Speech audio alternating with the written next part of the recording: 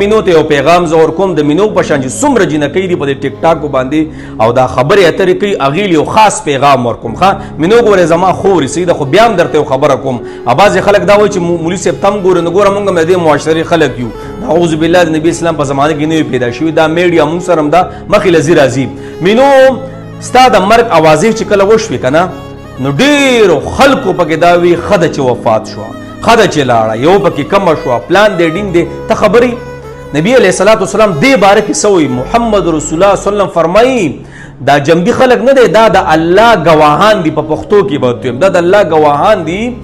یو جماعت د چا باره کې دا ووایي یو کس مړ شو یوه ښځه مړه شوه یوه جنۍ مړه شوه یا هلک یو سړی مړ شو او د جمدو خلکو دا ووي چې دا ډېر ښه انسان و نو وی الله د دغه خلکو د خلو په وجه مغفرت د دغه انسان کوي او دغه انسان جهنم ته تلی یو کس دی او هغه وفات شوی او ښځه د هغه وفات شوه او دا جنبي خلک وایي چې ډېره بده ښځه وه ډېره بده جینۍ وه ډېر بد سړی و نو تا ته پته ده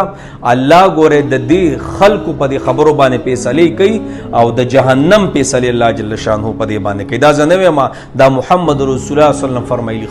نو دا وجه څه ده ستا د مرګ اوازې چې رالی او د خلکو تا باندې ریاکشن رالی چې ښه وشو پلانې وشو ډینګرې وشو الله یې تباه کړي الله د قبر کې داسې کمنټس مې هم کتلي چې الله د قبر کې په څلورو کې پلان ډینګه خوا دا وجه څه ده دا تا ته ښه پته ده او د ټولو جنکو ته پته ده او دویمه دا خبره کوم قسم په الله زما دا ویډیو په ریکارډ پرتی قسم په الله په دې ټیک ټاک چې دا کم کسان په حاشیانې کې او دوی له مرګ رالی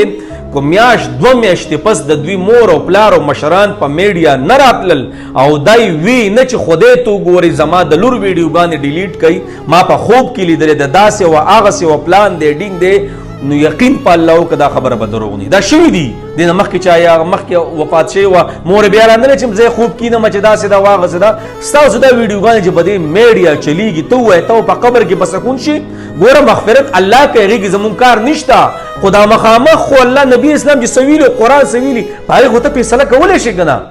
په خلکو کې بګړاو په حاشي خورول دا بدترین عمل دی ښه الله قرآن کې فرمایي ګوره دا څومره فسادات چې ستاسو د کارونو د لاسونو قصبونه دي نو مطلب خبره مې دا د زما خورې دا تا تاسې یو عرضي غوندې مثال پیش کومه چې خلکو تا باندې څه ریاکشن وکړي شکر دی چې مړه شوه او الله دې داسې کوي والله دې او وجه څه ده تا ته ښه پته ده په ټیک ټاک د فحاشیانې مه خوروئ لږه زندګي ده دا نن چې ستا که میلان خور شو سبا به دا حقیقت کی